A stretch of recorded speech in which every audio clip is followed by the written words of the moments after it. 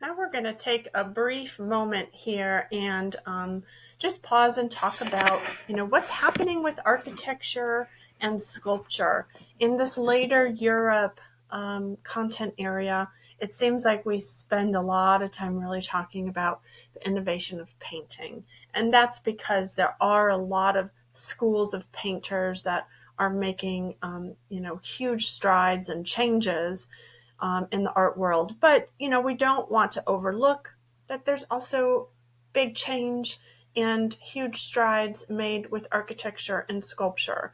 So Kenzie King has provided the slideshow here, and I will narrate it. But we're going to just take a quick look at 19th century only. So that means everything in the 1800s, and just kind of see what has been happening with architecture and sculpture. So these are some images that Kenzie has provided us that are not in our image set. We have on the left an architectural building called the Barclays Bank Building. This is in Sutton, London, 1894.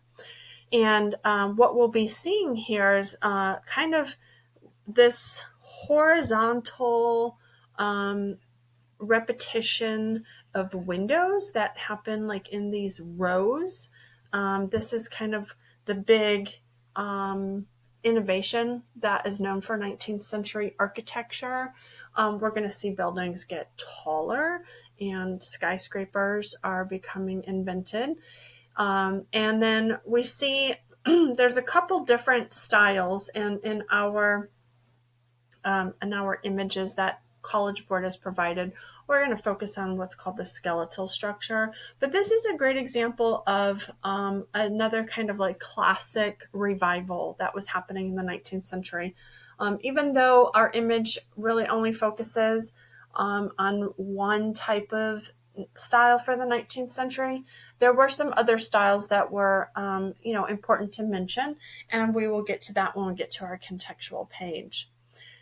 And then over here on the right, we have a sculpture called Les Défis, and this is important because of the techniques that were commonly used by artists during the 19th century for sculpture. And so we have a bronze casted sculpture here, and we'll get to talk more about that process as well.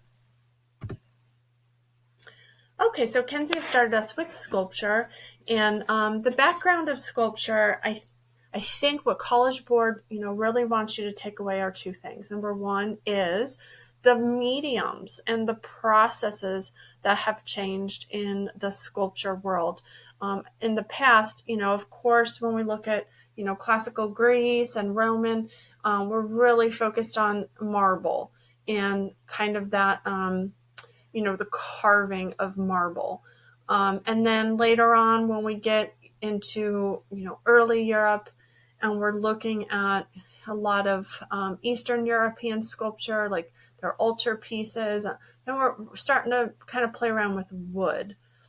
And then also when we've gone through our other cultures, like African sculpture, Pacific sculpture, and Asian sculpture, we really saw the material of wood quite a bit.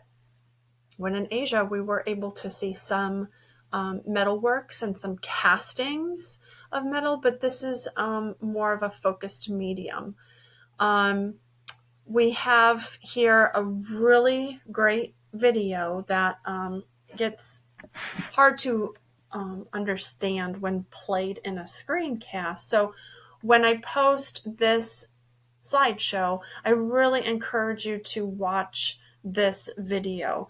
It's about casting bronze, and this is going to be important for this unit because this is kind of the focus and the innovation that College Board wants you to understand. Casting bronze is where you kind of work with a mold.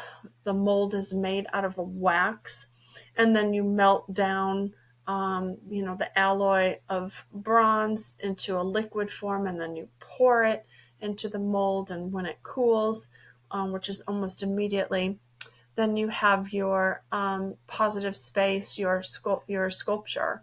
So this is an important process for you to be able to visualize and talk about a little bit. Before we get into our image for sculpture, I'm just going to read you a little bit of information. So late 19th century sculpture, that is going to be symbolized here by Rodin, it visibly represented the imprint of the artist's hand on a given work. This concept is important. This is number 2. This is the second thing that College Board wants you to walk away with understanding about 19th century sculpture. We have been spending so much time talking about the artist's mark in paintings, right? All that mark making, those short, choppy brush strokes. We're not blending them in anymore. We're allowing them to stay. That becomes the expressive part of the artist's work. And an appreciation is growing for that. An aesthetic is growing for that. It is the same thing for sculpture. If you think back to all those beautiful Greek and Roman marble sculptures, remember, just like their paintings, how smooth they were, how refined they were. They were very glorified, and they were idealistic, right? Idealistic human form, idealistic technique, very disciplined and precise. This has changed now. So now what we have is not so much the importance of, observational realism, but what's important is the expression of the artist. And how does that artist leave their mark in a three-dimensional, sculpture, in a material that's, hard? Part of that is the process then. When you think about bronze casting, I said first you're going to work with a mold. And that mold is oftentimes wax or clay. Those are malleable materials. Those are soft materials that if you put your thumbprint into wax or into clay, it's going to remain there. And then when you cast it, when you pour that metal into it, it's going to pick that up. So the process, the medium, and the time period of, the artist's need to express, those three things are completely complementary to each other. They weren't accidents. These were all their intentional desires to create sculpture the way that they wanted to at this time. Okay. So all this late 19th century sculpture visibly represented the imprint of the artist's hand on a given work. Most works were hand molded, first in clay and then later cast in bronze or cut in marble, usually by a workshop. The sculptor then put finishing touches on a work that he or she conceived but never executed. The physical imprint of the hand is analogous to the visible brushstroke in Impressionist painting. Okay, there we go. This movement of art is happening in all mediums. Okay?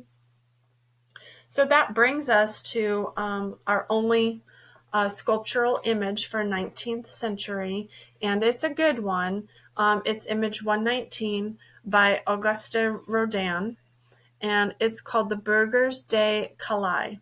It's from 1884, 1895, so, towards the end of that 19th century. Casted in 1985 into bronze. And I think that just your first glance at this sculpture, immediately you can see what we're talking about. That sculpture is, very analogous, very similar to that Impressionist brushstroke. Without going into heavy detail, we can look at this and we can see that there are the mark makings of the artist, that it's kind of got a rawness to it, right? It's not overly rendered. It's not, overly perfected, that there is kind of this directness to it. And that is the aesthetic, and that's the intention of the artist. All right, so let's learn specifically about this piece. It's located in France, and the sculpture was commissioned and by the town council, and originally rejected the sculpture. They had commissioned Rodin to make this sculpture of a saint, and but Rodin kind of interpreted it differently.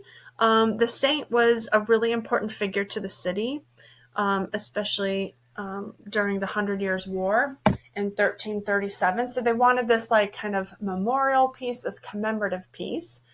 But Rodin took a different approach. And so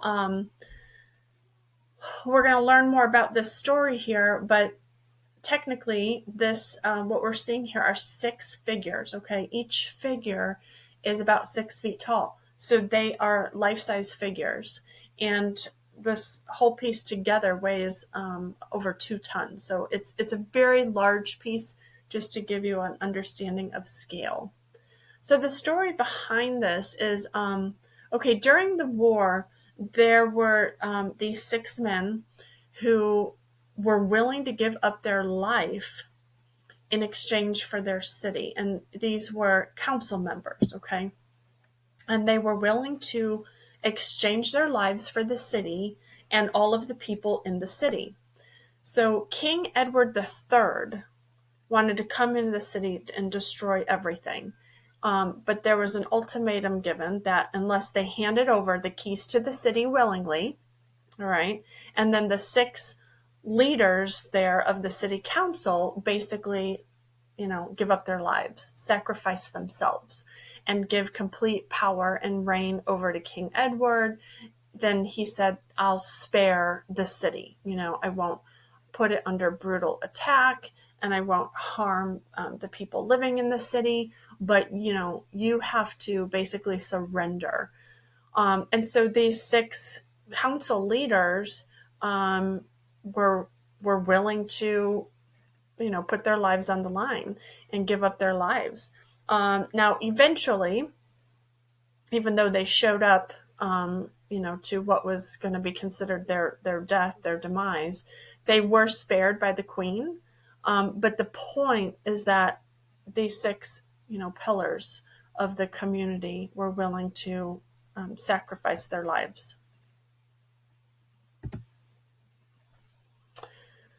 So Rodin, he wanted to depict that moment, the moment of them showing up to the king and agreeing to his terms, and basically turning themselves in and preparing for their death.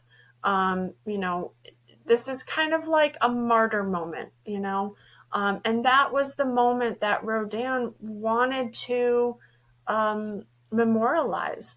He really wanted people to remember the sacrifice and the threat of death, and how it can be incredibly real. So we have, like I said, 6 men that are covered in these kind of tattered sackcloths.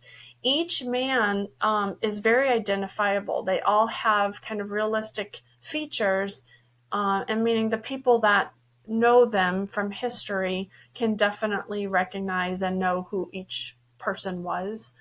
So they are recognizable historically. You can see that in the arrangement, nobody's making eye contact. Their heads, are kind of hung low.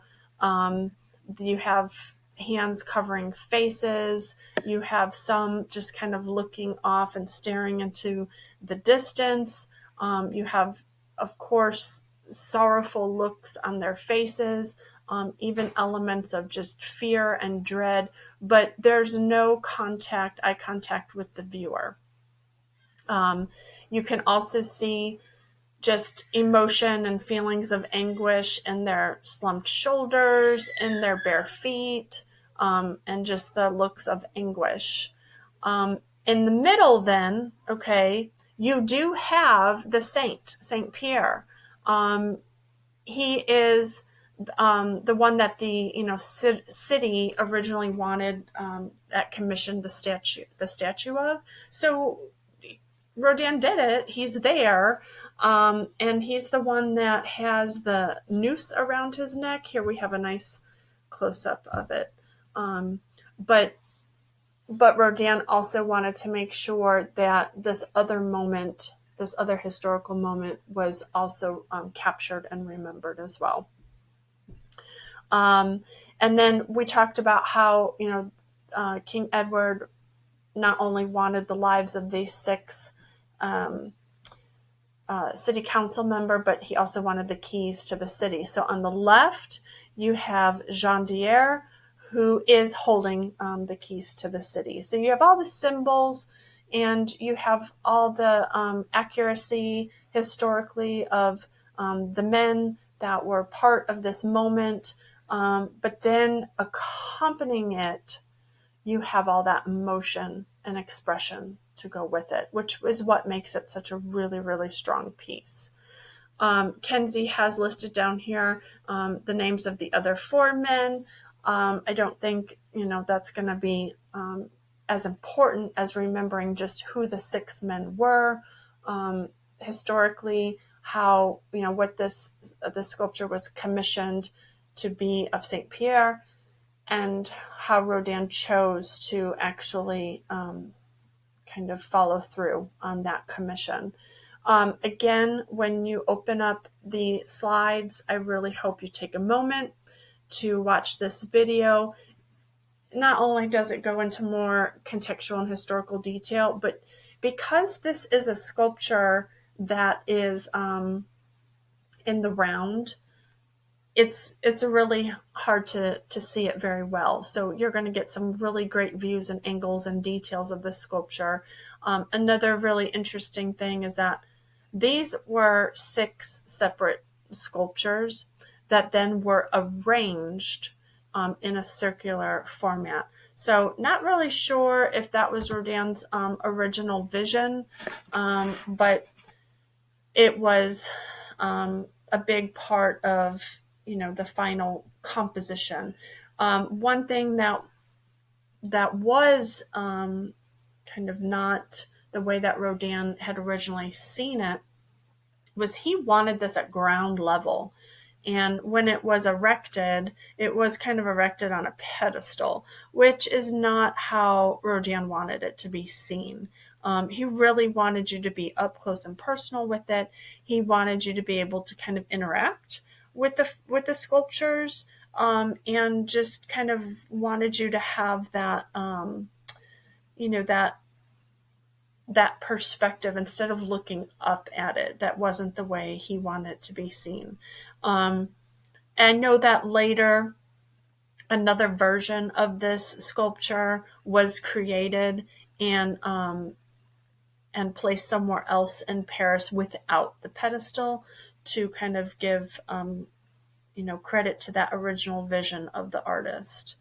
So you can see down here how they were kind of placed. They're completely separated. They're not fused together here at the base. So they're completely separate.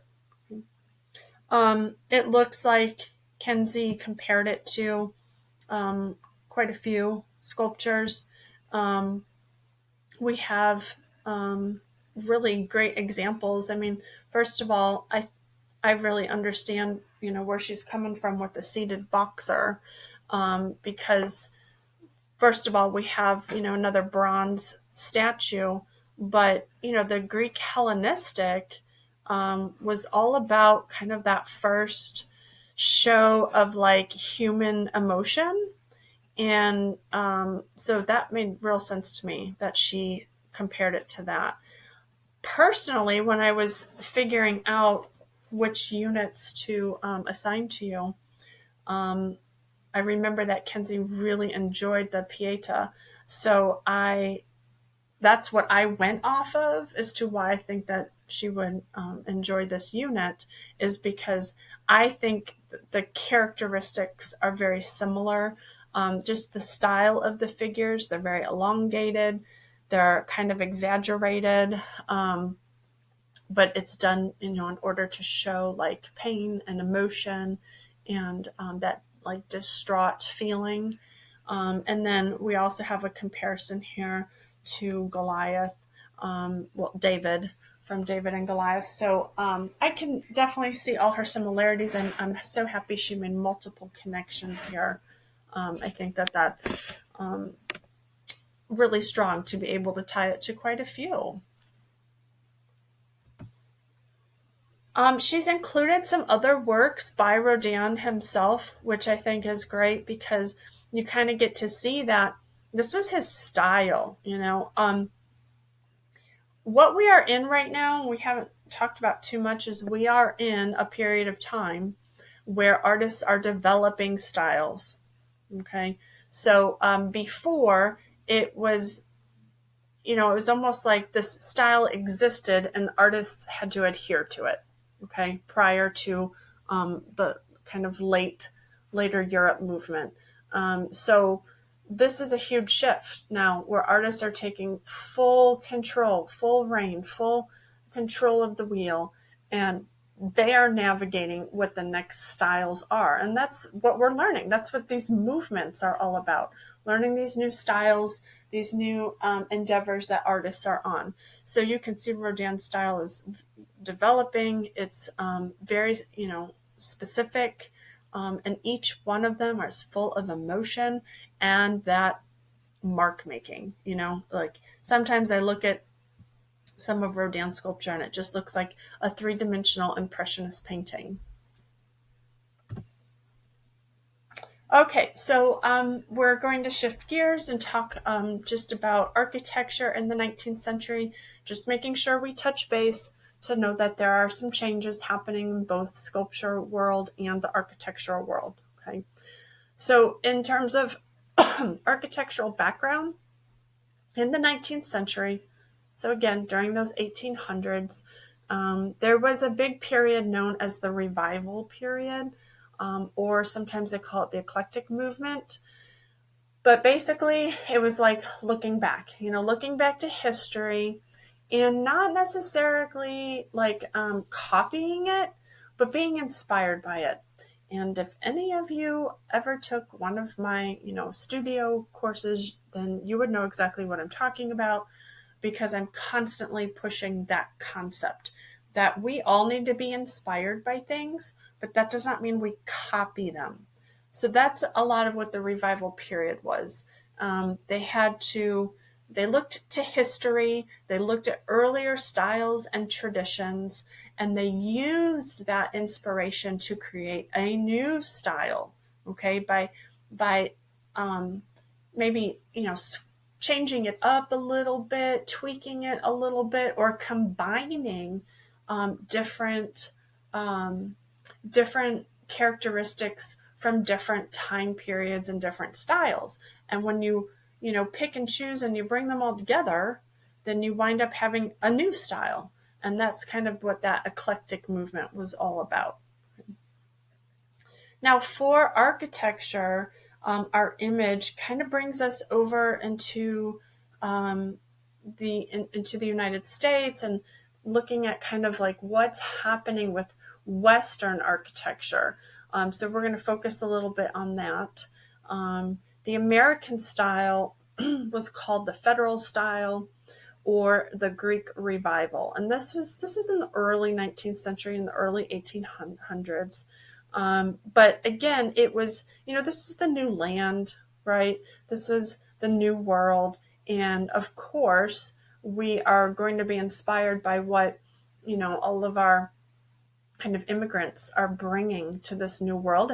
And it's like a blank canvas. It's ready to be constructed. It's ready to be, built. And so you kind of got all this inspiration from all these different cultures coming together to build this new land. Then in the latter part of the century, we really started to have big growth on the concept of skyscrapers. Okay, prior to this, skyscrapers didn't really exist because what did we need? We needed advancements in technology. We needed innovations in construction. And that's what we're kind of going to be focusing on here for our College Board image. We also then have a couple other contextual things going on that are really important to remember. And something we've already talked about is that Industrial Revolution. The Industrial Revolution, it's like a domino effect. Not only do we have industry booming, but we have urbanization booming. So we have, a lot of people living in these close-knit areas, and you need to, house them. You need to have businesses to support them. And then not only do you have, industry booming, but now you wind up having enough materials to create the things that you need in order to help support the population growth.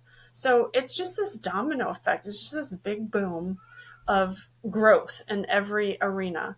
And so that's where the skyscraper came into play, because they were realizing that, in these urban areas, we need more space. And you didn't always have the opportunity to construct outward, right, vertically, because they were becoming, cities and urban areas. So they had to figure out, okay, well, we can build up. So how are we going to do it? And architecturally, the Chicago School of Architecture was one of the earliest schools to develop the skyscraper. And that's why we kind of focus in Chicago here. A big part of why we were able to have a big growth with skyscrapers is because of that Industrial Revolution and the industry that specifically was now able to mass produce iron, steel, and glass, which that's the innovation here. Without being able to mass produce those materials, then you're not able to construct skyscrapers. Okay, it's like you're not able to construct a log cabin, right, if you don't have trees. Okay, same concept.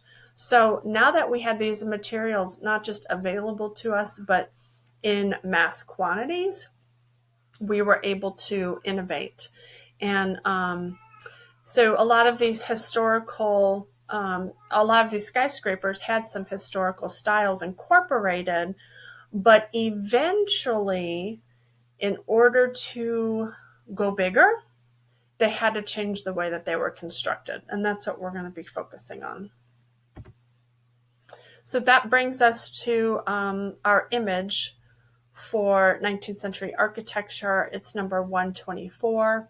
It's called the Carson Pirie Scott and Company building. It is built by Louis Sullivan. This is from 1899. So much later, 19th century, but that's what we talked about. Okay, latter part was all about the skyscraper development. This is in Chicago, steel frame, a terracotta exterior, and a cast iron entryway. So there's kind of three materials here that are important, and we're going to make sure we mention all of them.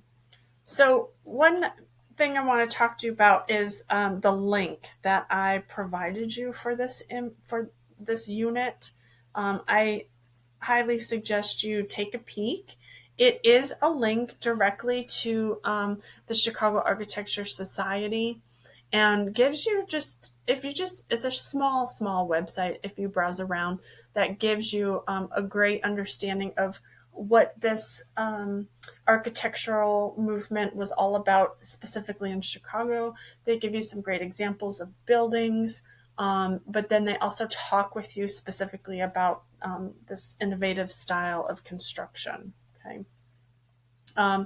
So one of the things that we're going to be learning about from this image is called the skeletal structure. And I'm going to read from you a little bit of contextual information. So in America, the development of cheap, versatile steel in the second half of the 19th century helped change the urban landscape. The country was in the midst of rapid and social and economic growth that made for great opportunity in architectural design. A much more urbanized society was forming, and the society called out for new, larger buildings. By the middle of the 19th century, downtown areas in big cities began to transform with new roads and buildings to accommodate the growth, but the mass production of steel was the driving force behind the ability to build skyscrapers in the mid-1880s. Steel framing was set into reinforced concrete.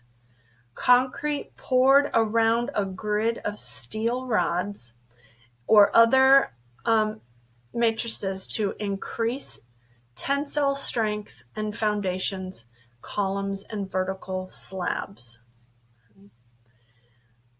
The people in Midwestern America felt less social pressure to conform to the ways and the styles of the architectural past. By assembling a framework of steel girders, architects and builders could suddenly create tall, slender buildings with strong steel skeleton. Okay, so this is the innovation here. If you can imagine taking these steel girders and just building kind of like a grid, okay, like a three-dimensional grid. This is what we're talking about as the skeleton framework, okay? This was new. This was innovation. Okay? Then the rest of the building's elements, like for example in this Carson Pirie Scott building, we have terracotta exterior. The rest of the building's elements, the walls, the floors, the ceilings, the windows, they were all suspended from the load-bearing steel frame, okay? This is different than how it was in the past, because in the past, it was actually the walls that supported the weight of the entire structure, okay? And then the higher up you went, the more weight it was on the walls, and you didn't have the ability to go higher up because there was no framework. It was just, these are your walls, and they hold everything together, okay? Now with this framework, you can go as tall as you want, and then you're just suspending walls off of the sides of the framework. You're suspending floors off of the grid work. Okay, everything's being attached to this steel framework, and that's totally different than how any building was constructed in the past. The only thing that comes close, and I'm wondering if you're already thinking about it in your head, were the flying buttresses. Okay, remember the flying buttresses were steel frameworks or iron frameworks that were adhered to the exterior of a building to help do what? To help support the walls, right? Remember, that's how they built the Chartres Cathedral, because they wanted to go taller, right? They wanted their churches to, be more tall and more slender to reach the heavens. But they didn't have that structural innovation yet. So the way that they resolve that is, okay, well, these walls are so tall that we're going to have to give them some extra support. And that was how the flying buttress came in. Well, here in the middle of downtown urbanization, you don't have room to be installing all of these flying buttresses. They extend far out, right, from the facade of the building. We don't have that space. So they had to, come up with a different plan. And that's what we got from this skeletal structure. Okay. Because steel framing had no precedent, its use would rewrite the rules of design and engineering of large buildings, and along with them, a new formal aesthetic. So architect Louis Sullivan's 12-story Prudential building in Buffalo, New York, is one of the earliest examples of column framing. Okay? we are going to be looking at Louis Sullivan's Carson Pirie Scott building. So in his writings, he had said that form must never follow function, okay, arguing that a building's design must reflect the purpose of the space. He thought that the upper stories should be identical and be used as offices. So what that means now is we have innovated a new way to construct, but that doesn't mean you have to leave design behind. It was just as important to architects to figure out good design that went with this new way to construct. And this is exactly what Louis Sullivan is also commenting on, okay? That the two still go hand in hand and they're equally important, okay? So this idea was adapted into a department store for the Schlesinger and Meyer Company that was then later purchased by Carson Pirie Scott and Company. For this building, Sullivan highlighted the lowest story, okay, which was the story for commerce and buyers and pedestrians. And he wanted to kind of highlight this ground level to make the store more appealing and welcoming and something attractive to come into. And then above it were all kind of office spaces, okay? And then this floor plan that we have here, I think is important because this shows you that grid work that we talked about. So all of these dots represent that steel framing, okay? And so because we have all of this support, look at all this interior support, and then we know that we have walls and floors attached to all of this grid work framing, they have a really sound structure and allows you to go very, very tall. Okay, so the windows on the lower story are larger. All right, so that main floor is a little bit more of a significant level than the ones above. The ones above are all the same height and meant to be very kind of horizontally repetitious, okay? You have the main entrance is at the corner in a rounded format, and you have 3 doors to mark that main entrance. And then what is very, very, very important is, like Louis Sullivan said, to make this appealing, right? So this is a strong connection with our last unit, specifically Art Nouveau. This is Art Nouveau style. This is Art Nouveau in a 3-dimensional form. Now, I know our Art Nouveau piece was a Gustav Klimt piece. We talked about the significance of his Golden series and how it was important to Art Nouveau. But if you clicked on the links that I shared with you so that you had time to observe other Art Nouveau artworks, then you are going to see the similarities I'm talking about. You're going to see all this linear elements of curves and swirls and kind of vines and leaves and plant life, that type of graphic, decorative. Remember, Art Nouveau was all about the decorative arts. That kind of decoration is exact right here, but it's just done in steel instead of in paint. So I hope that you take time to make that connection because it is very, very important to be able to understand the qualities of this image, also having this Art Nouveau characteristic in it. Okay, so we talked about the upper stories having all identical Chicago windows. These Chicago windows are kind of the ones that have the 3 different sections, very common during this period. You have simple overhanging cornices at the top of the building.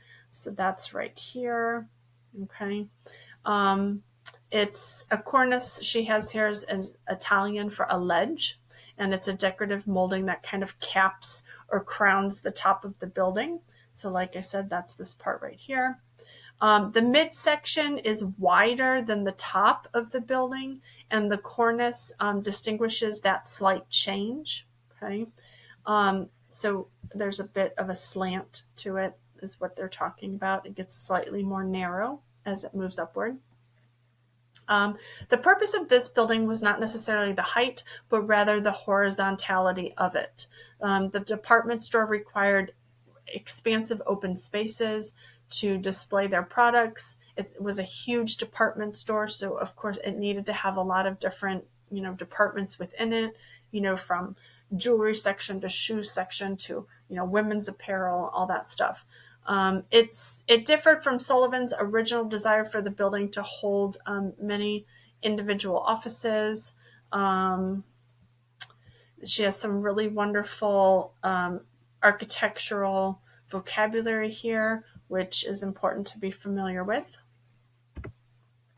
And then her comparisons were great because it really, I think, marks that horizontalness of these buildings and the repetition of these rows of windows. This is really fun too, because here in the markets of Trajan, we have that lower level, which is taller, right? And more significant than the levels above it. And then I think this is a great example because you still have the horizontalness and the repetition of windows. But here we also kind of have that bay, that rounded bay. So really strong comparisons from both of these. And so in our summary, like I said, I just want you to remember that 19th century was important, a lot of important changes going on for architecture and sculpture as well. Please remember for sculpture, it was all about this new medium that allowed the mark making of the artist to remain in the sculpture, and also that the sculptures were literally like three-dimensional impressionist paintings, that they were to look more expressive and more emotional and leave the impression of the artist's hand in the final product. And then for 19th century architecture, please remember that if you divide that century in half, the beginning was kind of this revival period, taking inspiration from old architecture and interpreting it into new. And then the latter half was the kind of invention of the skyscraper. Why that skyscraper was able to be successful was, one, the Industrial Revolution and the mass production of steel and all the materials necessary to make a skyscraper. But also the invention of that skeletal framework. I think those are the main points that you really need to understand, and any small details that go with it.